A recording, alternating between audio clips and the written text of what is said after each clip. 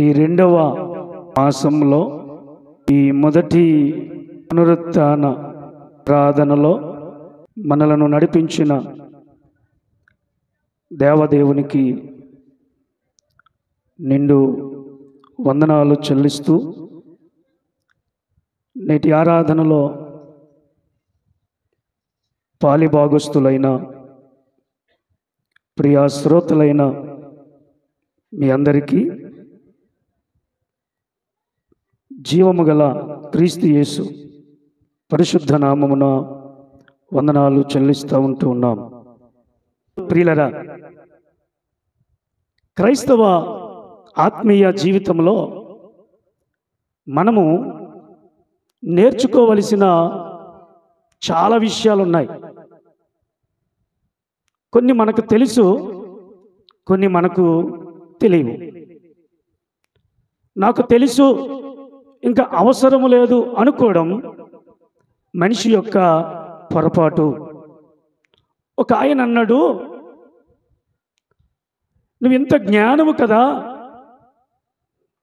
ఎందుకు ఇంకా చదువుతున్నావంటే ఆయన అన్నాడు, నాకు తెలిసినది చాలా కొంచెమే, తెలియవలసినది చాలా ఉంది అన్నాడు.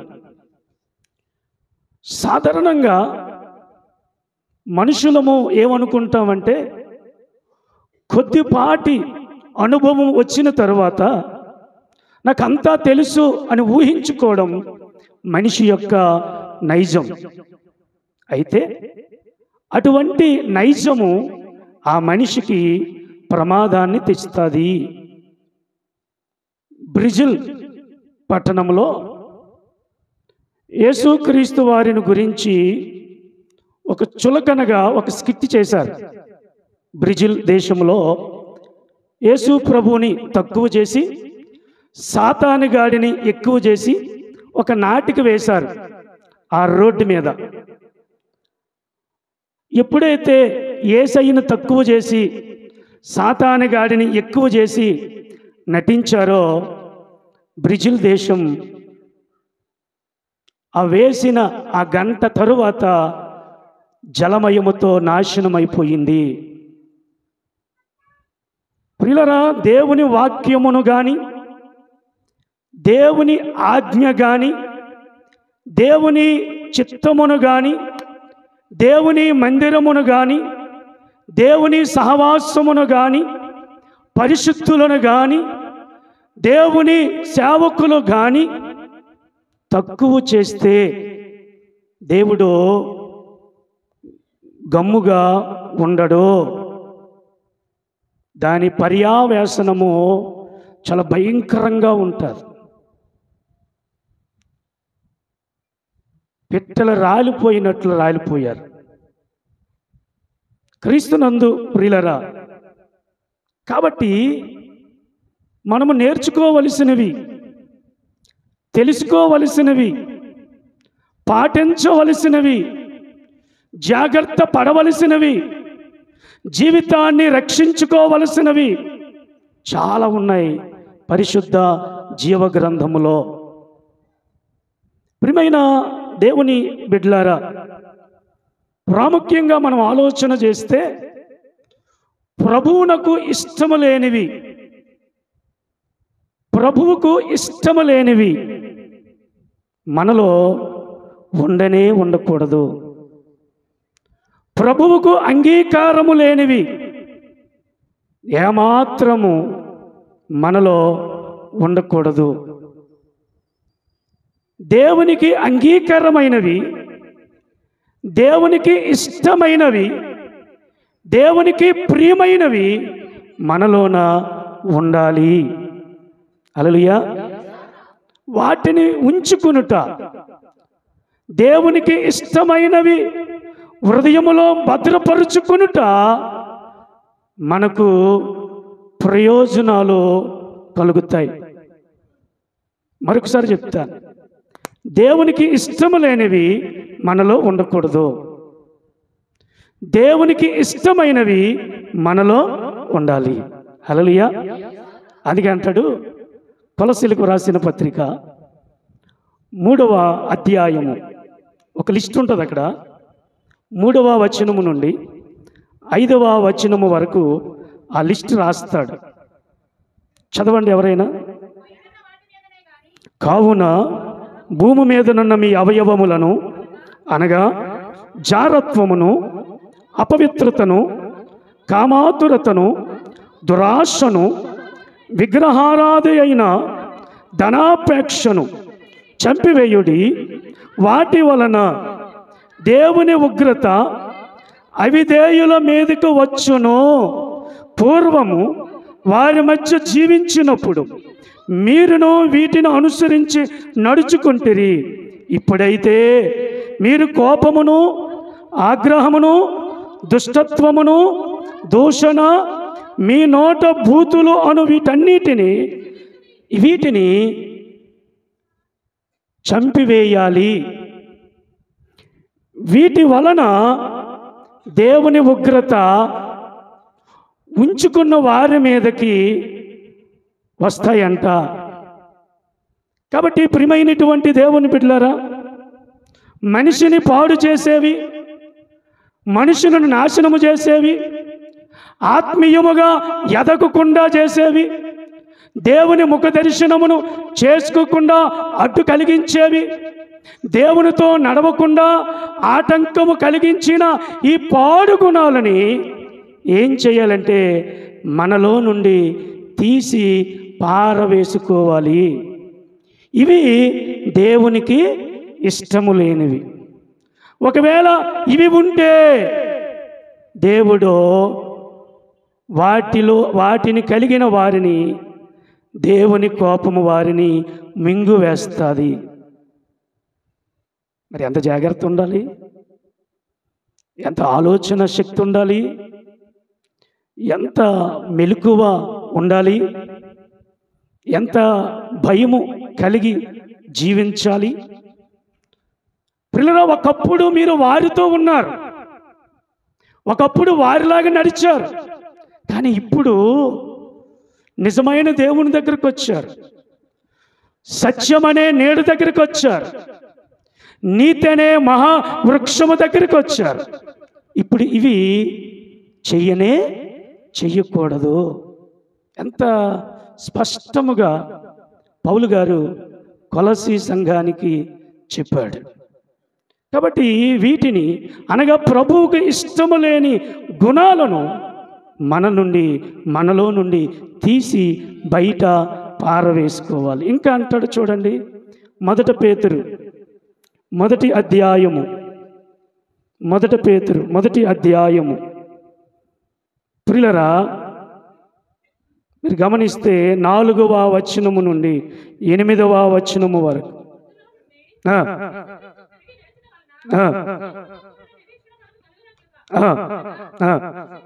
అక్షయమైనదియు, నిర్మలమైనదియు, వాడబారనదియు స్వాచ్ఛమన కలుగునట్లు ఆయన తన విశేష కనికరము చొప్పున మనలను మరలా జన్మింపజేసును. కడవరి కాలమందు బయలుపరచబడుటకు సిద్ధముగానున్న రక్షణ మీకు కలుగునట్లు విశ్వాసము ద్వారా దేవుని శక్తి చేత కాపాడబడు మీ కొరకు ఆ స్వాస్థ్యము పరలోకమందు భద్రపరచబడి ఉన్నది. ఇందువలన మీరు మిక్కిలి ఆనందించుచున్నారు. కానీ అవసరమును బట్టి నానా విధములైన శోధనల చేత ప్రస్తుతమున కొంచెము కాలము మీకు దుఃఖము కలిగను. నశించిపోవు సువర్ణము అగ్ని పరీక్ష వలన శుద్ధపరచబడుచున్నది కదా, దానికంటే అమూల్యమైన మీ విశ్వాసము ఈ శోధనల చేత పరీక్షకు నిలిచినదై క్రీస్తు యేసు ప్రత్యక్షమైనప్పుడు మీకు మెప్పును, మహిమయు, ఘనతయు కలుగుటకు కారణముగును. మీరు ఆయనను చూడకపోయినను ఆయనను ప్రేమించుచున్నారు. ఇప్పుడు ఆయనను కనులారా చూడకయే విశ్వసించుచు మీ విశ్వాసము ఫలమును అనగా ఆత్మరక్షణ పొందుచు చెప్పసఖ్యమును మహిమాయుక్తమునైన సంతోషము గలవారై ఆనందించుచున్నారు. ఇవి మనసులో ఉంచుకోవాలి. నిర్మలమైనటువంటి మనస్సు, విశ్వాసకరమైన మనస్సు, ఆత్మను రక్షించగలిగినటువంటి మనస్సు మన హృదయములో దాచుకోవాలి. ప్రియులారా, బంగారము అగ్ని వలన ఎలాగైతే శోధించబడుతుందో, పరీక్షించబడుతుందో, నీ క్రైస్తవ విశ్వాస జీవితం శోధన వలన శోధింపబడుతున్నప్పుడు నీ బ్రతుకు ఎలా మారుతుందంటే సువర్ణము వలె మారుతుంది. దానికి తట్టుకునే మనస్సు కలిగి ఉండాలని చెబుతా ఉన్నాడు. కాబట్టి ప్రియమైన దేవుని బిడ్డలారా, ప్రియమైనటువంటి సంఘమ, ఇంకంటాడు, అన్యజనులు మిమ్మల్ని ఏ విషయములో దుర్మార్గులను దూషింతురో ఆ విషయములో వారు మీ సత్క్రియలను చూచి వాటిని బట్టి దర్శన దినమున దేవుని మహిమపరచు వారి మధ్యను మంచి ప్రవర్తన గలవారై ఉండవలనని మిమ్మను బ్రతిమాలుకొనుచున్నాను. ప్రియులారా, మన సత్క్రియలను చూచి దర్శన దినమందు ఎవరో దేవునిని ఎరగని వారు మన ప్రవర్తనను చూచి వారు ఆశ్చర్యపడే రీతిలో మనము నడవాలి అంట. అట్టి రీతిగా మనము జీవించాలి. కాబట్టి ప్రియులారా, వేటిని మనసులో ఉంచుకోవాలో, వేటిని మనసులో ఉంచుకోకూడదో నీవు జాగ్రత్త పడాలి. నా ప్రియ దేవుని బిడ్డలారా, దేవునికి ఇష్టమైనవి మనము మనసులో భద్రపరుచుకోవాలి. ఈ మాటలు విన్న నీకు అప్పుడే రిజల్ట్ తెలిసిపోయింది, నీకు అర్థమైపోయింది. నువ్వు ఎలా ఉన్నావో, వేటిని దాచుకునుచున్నావో, వేటిని విడిచిపెట్టావో నీ దైవజనుడు చెప్పనక్కర్లేదు. నీ అంతరాత్మకు నీకు తెలుసు. నిన్ను చంపివేసి నీ ఎదుగుదల, నీ సంతోషాన్ని, నీ క్షేమాభివృద్ధిని పాడు చేసిన పనికి మాలిన కాని గుణములు నీలో ఉంటే అది నీకు ప్రమాదాన్ని పొంచి ఉంది అని తెలుసుకొని వాటిని నీ చేతితో నీ మనసుపూర్వకముగా తీసి బయట పారవేయాలి. అవి నీ లోపలికి రానే ఎన్నడనూ రాకూడదు. కాబట్టి నా ప్రియ దేవుని బిడ్డలారా, ఆదరణకర్త అయిన దేవుడు ఈ అంత్యకాలములో బ్రతుకుచున్న మనలకు ఒక హెచ్చరికమైనటువంటి వాక్యాన్ని అనుగ్రహిస్తూ ఉన్నాడు.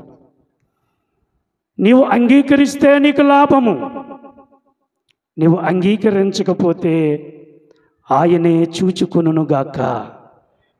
కాబట్టి ప్రియమైనటువంటి దేవుని బిడ్డలారా, వేటిని ఉంచుకోవాలో, వేటిని వదలకూడదో మనము నేర్చుకుందాం. పనికి రాని మనకు అనవసరం, పనికొచ్చినవే ఏం కావాలా? కుళ్ళిపోయిన పళ్ళు తింటావా? ఏం చేస్తావు? పారేస్తా. పనికొచ్చే పళ్ళు ఏం చేస్తావు?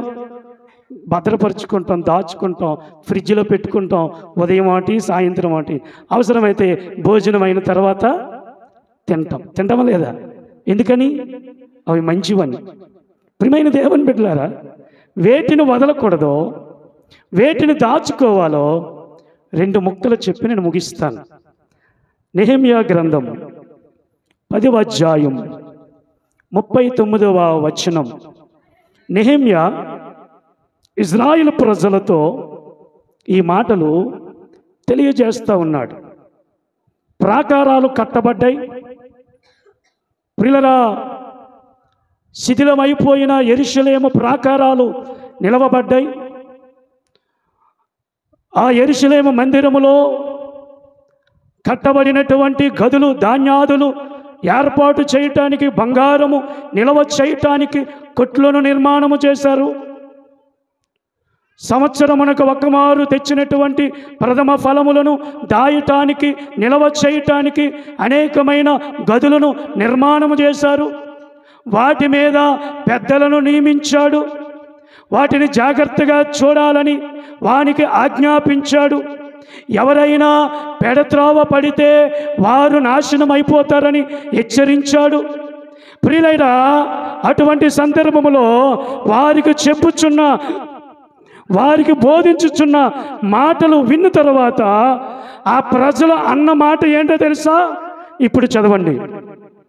ఇశ్రాయేలీలను, లేవీలను, ధాన్యమును, క్రొత్త ద్రాక్షారసమును, నూనెను తేగ, సేవ చేయు యాజకులను, ద్వారపాలకులను, గాయకులను వాటిని తీసుకొని ప్రతిష్ఠితములకు ఉపకారములుండు మందిరపు గదులలో ఉంచవలెను. మా దేవుని మందిరమును మేము విడిచిపెట్టము.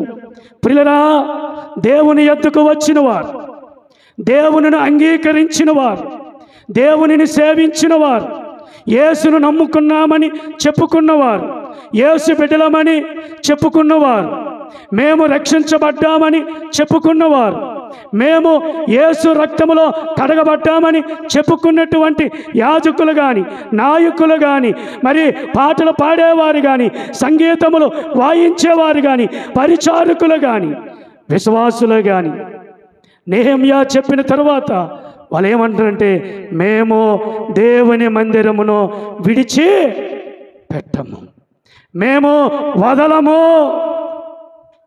దేవుని మందిరములో జరుగుచున్న సహవాసమును మేము విడిచిపెట్టము. వీళ్ళు తీర్మానం చేసుకున్నారు, మా ప్రాణము పోయినంత వరకు మేము దేవుని సహవాసమును విడిచిపెట్టాం. దేవుని మందిరం అంటే అర్థం ఏంటి? దేవునితో సహవాసం. దేవునితో సహవాసం అది రాత్రి అవ్వచ్చు, అది పగలవ్వచ్చు, అది మధ్యాహ్నం అవ్వచ్చు, అది గాలి అవ్వచ్చు, అది వర్షం అవ్వచ్చు, అది భూకంపం అవ్వచ్చు, అది తెగుళ్ళు అవ్వచ్చు. అయినా దేవుని సహవాసమును విడిచిపెట్టకూడదు. అనగా దేవుని సహవాసమును ఎగ్గొట్టకూడదు. మన భాషలో అర్థం ఏంటంటే ఎగ్గొట్టకూడదు అంటే రావడం మానేయకూడదు. భక్తులమని చెప్పుకున్న మనము, పెద్దలమని చెప్పుకున్న మనము, యాజకులమని చెప్పుకున్న మనము, గొప్ప విశ్వాసులమని చెప్పుకున్న మనము, నేను ప్రార్థన చేస్తే అద్భుతాలు జరుగుతున్నాయని చెప్పుకున్న మనము ఏమి వదలకూడదంటే దేవుని సహవాసాన్ని వదలకూడదు. దానిని వదులుకోకుండా గట్టిగా పట్టుకోవాలి. నా ప్రియ దేవుని బిడ్డలారా, దేవుని సహవాసమును ఎన్నడను వదలకూడదు. దేవుని సమయము అన్ని వేళలా దొరకదు. దేవుని కూడికలు అన్ని వేళలా జరగవు. నీకు ఇష్టమైనప్పుడు దేవుడు నీతో మాట్లాడడు. ఆయనకి ఇష్టమైనప్పుడే ఆయన మాట్లాడతాడు. నీకు ఇష్టమైతే రమ్మంటే రాడు, ఆయనకి ఇష్టమైతేనే వస్తాడు. మరి నీ బ్రతుకు అనగా నీ జీవితం ఏ విధముగా ఉంది?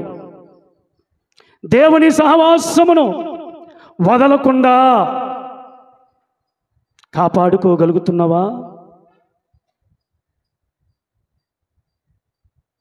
ఏమండి, కొత్తగా పెళ్లి చేసుకున్నానండి, అది అర్ధరాత్రి అయిపోయిందండి, కరెంట్ ఆగిపోయింది. ఆ సమయంలో మా ఆవిడ ముఖము కూడా చూడలేదండి, అందుకే నేను ఇప్పుడు రానండి. మా ఆవిడతో మాట్లాడి ముఖం చూశాక నిన్ను వస్తానండి అని చెప్పాడట ఒక ఆయన. అప్పుడు ఆయన అన్నాడంట, సరే నీ కర్మ అన్నాడంట. ఇంకొక వ్యక్తి అన్నాడంట, అయ్యా ఎడ్లు కొనుక్కున్నానయ్యా, వాటికి మేత వేయలేదయ్యా, అలాగా 3 గంటలు పొలంలోకి తీసుకెళ్ళి మేయిపించి కట్టి అప్పుడు వస్తానయ్యా అంటే, సరే నీ కర్మ అన్నాడట. ఇంకొకడు అన్నాడంట, అయ్యయ్యా మా చుట్టాలకి నేను వస్తానని చెప్పానయ్యా, వాళ్ళు వంటలు వండేస్తారయ్యా, అందుకేనయ్యా ఊరు వెళ్ళి వచ్చిన తర్వాత మీ దగ్గరికి వస్తాను. ఒరే నీ కర్మరా పనికి మాలోడా అన్నాడట. ఈ ముగ్గురికి ఆయన ఇచ్చిన అవకాశాన్ని సద్వినియోగం చేసుకోకుండా దుర్వినియోగం చేసుకున్నారు. అప్పుడు ఆ యజమానుడు అన్నాడంట, పనికి మాలోళ్ళు ఉంటారే, బట్టలు చిరిగిపోయిన వాళ్ళు, ఇల్లు లేనోళ్ళు, వాకలు లేనోళ్ళు, అందం లేనోళ్ళు, అడుక్కున్న వాళ్ళు ఉంటారు కదా, అరే నువ్వు వెళ్ళి వాళ్ళు తీసుకురా అన్నాడంట. ఆ గొప్ప విందులో పిలవబడిన వారు అనేకులు రాలేదు, పిలవకుండానే వచ్చిన వాళ్ళు ఆ భోజనాన్ని తినడానికి అర్హులయ్యారు. వాళ్ళు ఎంత సంతోషంగా తిన్నారంటే అంత సంతోషంగా వారి బ్రతుకులో వారి జీవితంలో అటువంటి విందు ఎప్పుడునూ చూడలేదు. ఆ విందు ఆరగించిన తర్వాత వాళ్ళు అన్న మాట ఏంటి తెలుసా? మా బ్రతుకు ధన్యమైపోయిందండి, ఈ జీవితము చాలా, చచ్చిపోయినా పర్వాలేదు అనుకున్నారట. సహవాసం అంటే పరలోకపు విందు. ఆ విందు ఏంటి తెలుసా? వాక్యము. నీకు నచ్చినప్పుడు చెప్పడు, నీకు ఇష్టం వచ్చినప్పుడు చెప్పడు. నువ్వు ఏ పరిస్థితిలో ఉన్నా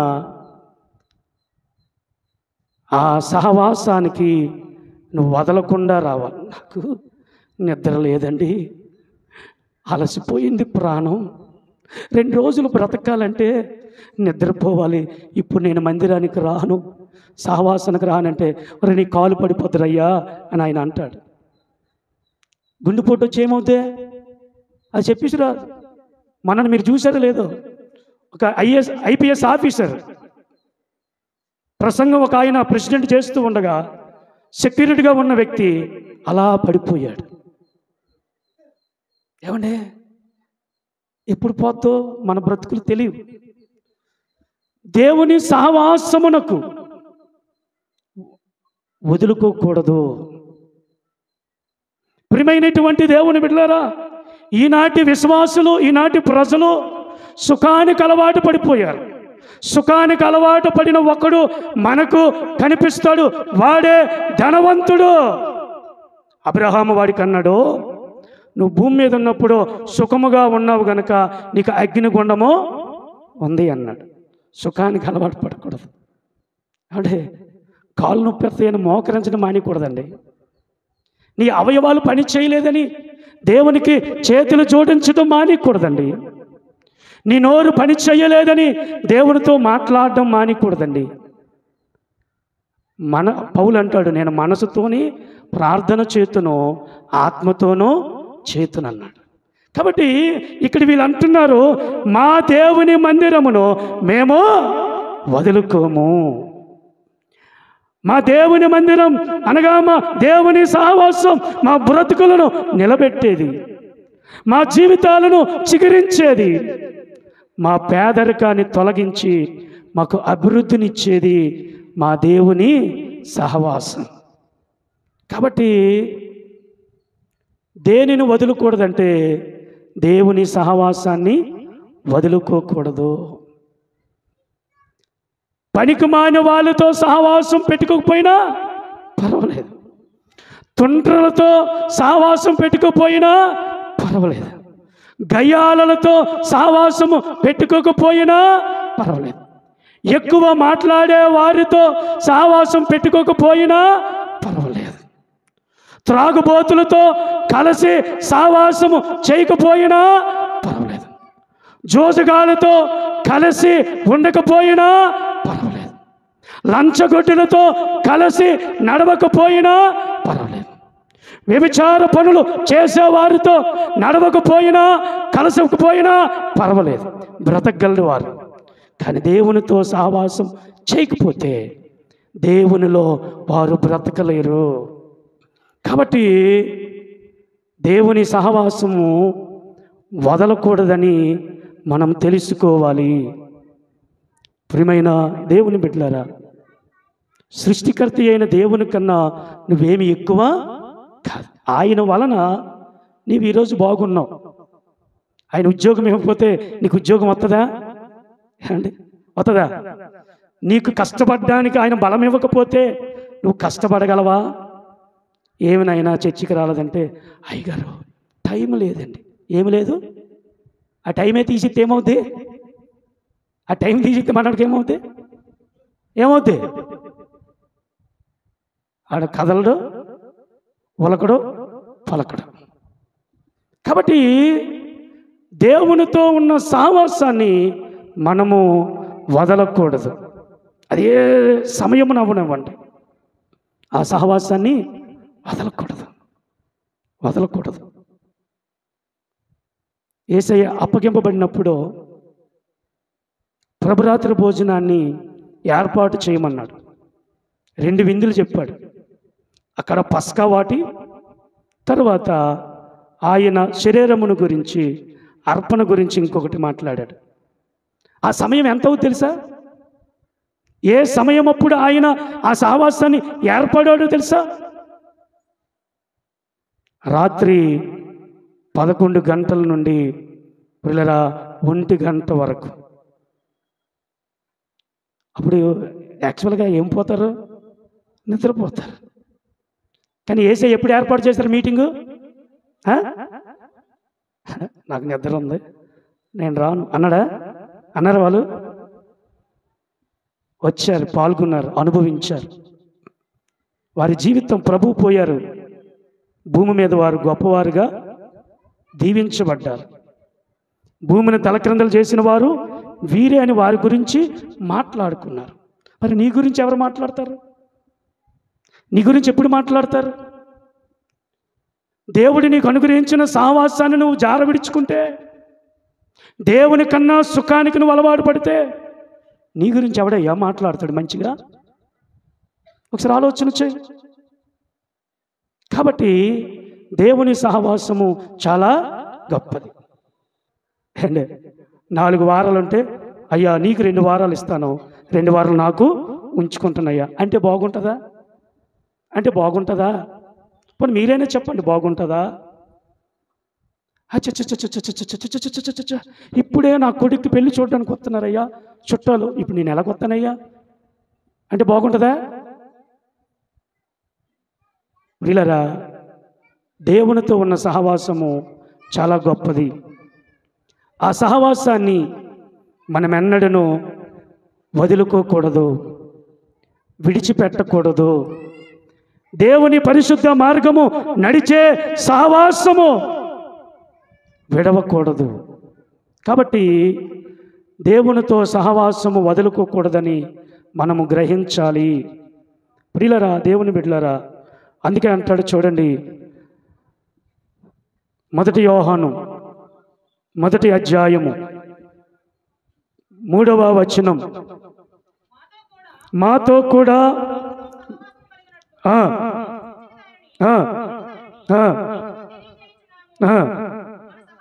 మన సహవాసమైతే తండ్రితో కూడాను ఆయన కుమారుడైన యేసుక్రీస్తుతో కూడాను, ఎవరితో ఉన్నది?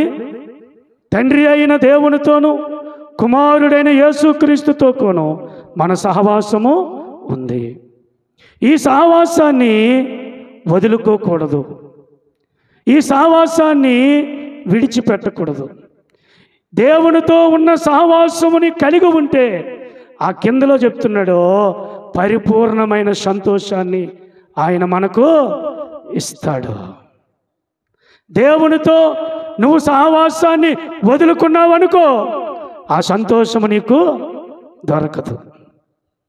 ఏదో తెలియని అలజడి, ఏదో తెలియని బెంగ, అన్నీ ఉంటాయి. కానీ ఏమీ లేనివాడుగా ఉండవలసిన పరిస్థితులు కొన్నిసార్లు దాపరిస్తాయి మనుషులకు. కాబట్టి ప్రియులరా, దేవునితో మనము సహవాసము కలిగి ఉంటే సంతోషము అనుగ్రహిస్తాడు. అందుకే యోబు గ్రంథం 22వ అధ్యాయం 21వ వచనములో ఒక చక్కటి ఖరీదైన మాట ఉంటుంది చూడండి. ఆయనతో సహవాసము చేసిన ఎడల మీకేం కలుగుతుంది? సమాధానము కలుగును. అలాగున మీకు ఆమెన్ ఏం కలుగుతుంది? అమ్మా, ఇద్దరు కలిసి ముసలం ముచ్చట్లాడితే మేలు కలగదు. అయ్యా, ఇద్దరు చెయ్యి పట్టుకుని జట్టు పట్లు వేసుకొని అలాగా ఊరి చివరలకు వెళ్తే మేలు కలగదు. అంటే మొట్టమొదట దేవునితో సహవాసమును వదులుకోకూడదు. ఏం చేయకూడదు? సహవాసము వదులుకోకూడదు. యేసయ్య అన్నాడు, నేను ఎప్పుడు వస్తానో మీకు తెలియదు, కాబట్టి మీరు నా గురించి మెలకువగా ఉండి ప్రార్థన అంటే అర్థం ఏంటి? ప్రార్థన అంటే అర్థం ఏంటి? దేవునితో కలిసి మాట్లాడుతూ ఉండాలి. అది ఏ సమయం అవనివ్వండి. ఆయన మధ్యాహ్నం వస్తానని చెప్పలేదు, రాత్రి వస్తానని చెప్పలేదు, తెల్లవారు వస్తానని చెప్పలేదు. చెప్పాడా సమయము? చెప్పాడా? మీ ఇంటికి దొంగ ఎలాగొస్తాడో చెప్పేసి వస్తాడు దొంగ, అలాగొస్తాను అన్నాడు. మరి ఎప్పుడు వస్తాడో తెలియదు. మనం ఏం చేయాలా? దేవునితో కనెక్షన్ పెట్టుకొని ఎల్లప్పుడూ మాట్లాడుతూ ఉండాలి. అదే సహవాసము.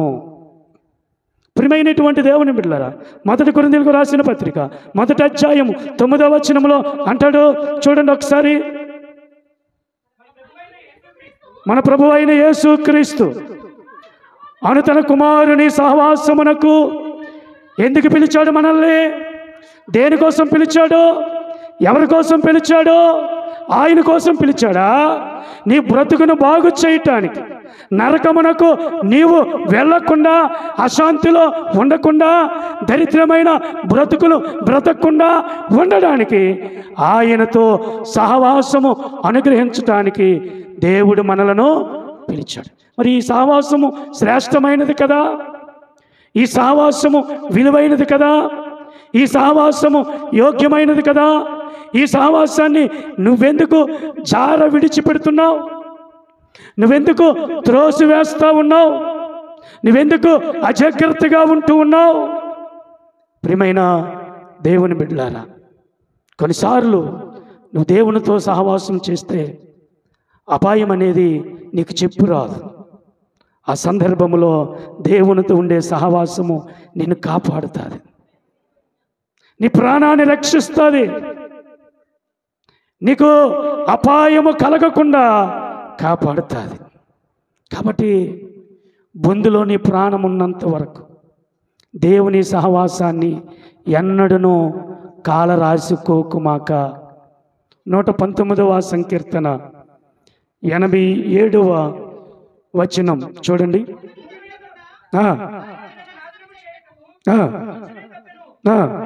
అయితే నీ ఉపదేశములను, హల్లెలూయా, భక్తుడు అంటున్నాడు, అయ్యా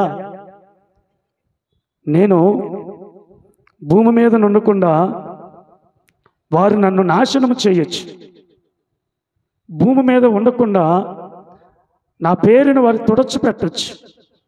అయితే అయ్యా, నా శత్రువులు నాశనము చేయకుండా నువ్వు తప్పించువాడు, నా శత్రువుల చేతిలో పడకుండా నువ్వు దాచిపెట్టగలవాడు. అయ్యా, నా బ్రతుకును బాగు చేసిన నిన్ను, నీవు నాకు ఇచ్చిన ఉపదేశమును నేను ఎన్నడూ వదులుకోనయ్యా. నీ ఉపదేశము వలన నేను బ్రతుకుతున్నాను. నీ ఉపదేశము గొప్పది, అది జుంటె తేనెల కన్నా మధురమైనటువంటి నీ ఉపదేశాన్ని నేను ఎలా విడిచిపెడతాను? నీ ఉపదేశాన్ని నేను ఎన్నడూ విడిచిపెట్టుకోను. అది అవకాశమే రావాలి, అదే దొరికే సమయం రావాలి, అది ఎన్నడూ నేను విడిచిపెట్టను. కాబట్టి రెండవదిగా దేవుని ఉపదేశమును మన హృదయములో నుండి ఎప్పుడునూ జార విడిచి పెట్టకూడదు. ఆ ఉపదేశము మనలను బ్రతికిస్తుంది. ఆ ఉపదేశము మనం ఎలా బ్రతకాలో, ఎక్కడ ఉండాలో నేర్పిస్తుంది. హల్లెలూయా. అందుకన్నాడు, జ్ఞానుల ఉపదేశము గొప్ప లాభ సాధన, మూర్ఖుల ఉపదేశము గొప్ప లాభ సాధనమా? కాదు, ప్రమాదం. కాబట్టి ఈ రోజుల్లో మనుషులు దేనికి ప్రయారిటీ ఇస్తున్నారు? దేనిని దాచుకోవాలనుకుంటున్నారు? మంచి వాటిని దాచుకునే బదులు చెడ్డ వాటిని దాచుకునేటట్టు ప్రయత్నాలు చేస్తున్నారు. కాబట్టి పిల్లరా, దేవుని ఉపదేశమును మనం ఎన్నడూ కూడా వదులుకోకూడదు. ఆ దేవుని ఉపదేశము మనము దానిని ఇంటికెళ్ళి ధ్యానించాలి. ఏం చేయాలా? ఎంతమంది ధ్యానిస్తారు ఇంటికి వెళ్ళిన తర్వాత? కొన్ని భార్యాభర్తలు, పిల్లలు ధ్యానిస్తారు, ఇంకేంటి వాటిని ధ్యానిస్తారు. ఏంటో ఈరోజు దైవజనులు దీని గురించి వాక్యం చెప్పారు, ఇక్కడ ఇలా చెప్పారు, అక్కడ అలా చెప్పారు. పోనీ అనుకుంటారా లేదా? ఏంటో అనుకుంటారు లేదా? వెంటనే పల్లె మీద పడిపోతారా? పోనీ పల్లె మీద పడిపోయిన తర్వాతైనా ఆలోచిస్తారా లేదా? వాక్యం చెప్తుంది 119వ కీర్తన చూడండి, 78వ వచనం. నేను నీ ఉపదేశములను ఏం చేస్తున్నాను? ధ్యానించుచున్నాను. చాలు చాలు. దేవుని యొక్క ఉపదేశం ఏం చేస్తున్నాడు భక్తుడు? అల్లాలకి ఎంత ఇచ్చాను, అల్లాలకి ఇది ఇచ్చాను, నిన్న అది ఇచ్చాను, ఇంకా నాకు వడ్డీ రాలేదు, నా వస్తువులు తీసుకెళ్ళిపోయారు, ఇంకా వస్తువులు ఇవ్వలేదు. ఈ ధ్యానాలు ఉండకూడదు మనుషుల్లో. అవి చింతలోనికి నడిపిస్తాయి, బాధను కలిగిస్తాయి, బరువును కలిగిస్తాయి, బాధను కలిగిస్తాయి. ఎప్పుడు అవే ఆలోచనలు ఉంటాయి, ఇప్పుడు అవి ఆలోచనలు. మరి అవి మనిషిని ఏం చేస్తాయి? ఆరోగ్యాన్ని, ఈ నెల వడ్డీ ఇవ్వలేదు, వాడు ఎత్తాడో ఇవ్వడో. మరి అలాగ ఆలోచిస్తే ఏమవుతాయండి? చెప్పండి, ఏమవుతాయి? ఏటా మా ఆయన కొట్టించాడు, మా ఆయన కొట్టించాడు అని అలా ఆలోచిస్తే ఏమవుతుంది? కన్నీరు వస్తుంది తప్ప నవ్వుతుందా? నవ్వురా. కానీ వాటిలో మనం ఏం చేస్తాం? బాగా మా ఆయన ఇక్కడ కొట్టాడే అక్క, మా ఆయన కర్రతో కొట్టకుండా తప్పేలతో కొట్టాడక్క, ఒక కప్పని అలాగే కొట్టాడట, చేతులు కర్రలేదట, పక్కన తప్పలేదు పక్కన కొట్టాడట. అలా మీ భర్తలు కొట్టారా? నవ్వుతారు, కొట్టుంటారులేండి అప్పుడప్పుడు. పిల్లరా, దేవుని బిడ్డలారా గమనించండి, వేటిని ధ్యానించాలంటే దేవుని ఉపదేశాన్ని ధ్యానించాలి. అవి మన బ్రతుకులను బాగుపరుస్తాయి, అవి సత్యములోనికి నడిపిస్తాయి. ఆ ఉపదేశాలు జీవ మార్గములోనికి ప్రవేశింపజేస్తాయి. కాబట్టి వేటిని వదలకూడదంటే దేవుని ఉపదేశములను వదులుకోకుండా నిన్ను నీవు జాగ్రత్త పడాలి.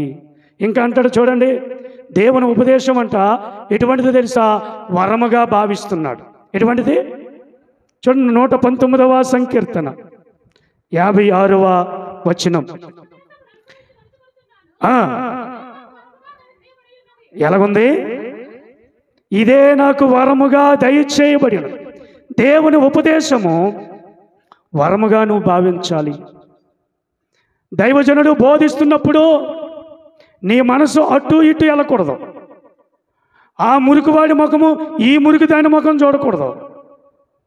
నీ ముఖం ఎటువైపు ఉండాలి తెలుసా? దివ్య దర్శనము వైపు ఉండాలి. హల్లెలూయా, హల్లెలూయా. నాకు వరముగా నువ్వు గ్రహించాలి. కాబట్టి దేవుని ఉపదేశమును వదలకూడదు. 119వ సంకీర్తన వచనం 40లో ఉంటే, నీ ఉపదేశము నాకు అధిక ప్రియమైనది. హల్లెలూయా. భార్య కన్నా, భర్త కన్నా, పిల్లల కన్నా, వస్తువు కన్నా ఏది ప్రియమైనది? దేవుని ఉపదేశం అధిక ప్రియమైనదిగా ఎంచాలి. వదలకుండా జాగ్రత్త పడాలి. ఏం చేయాలా? ఈ ఉపదేశం నువ్వు ఎలాగుండాలో నీకు నేర్పిస్తారు. ఎక్కడ ఉండాలో ఎక్కడ ఉండకూడదో తెలియజేస్తారు. ఏమి చెయ్యాలో ఏమి చేయకూడదో నేర్పిస్తారు. కాబట్టి దేవుని ఉపదేశము చాలా గొప్పది. దేవుని ఉపదేశము జాగ్రత్తగా వినాలి. వినకపోతే దాని నీకు అర్థం కాదు. కాబట్టి నా ప్రియ దేవుని బిడ్డలారా, దేవుని ఉపదేశాన్ని అందుతున్నప్పుడు దానిని మనము వదులుకోకుండా జాగ్రత్త పడాలి. కాబట్టి ప్రియమైనటువంటి దేవుని బిడ్డలారా, వదలకూడనివి మనలో భద్రము చేసుకోవాలి. దేవుని సహవాసము, దేవుని ఉపదేశము వదులుకోకుండా జాగ్రత్త పడాలి.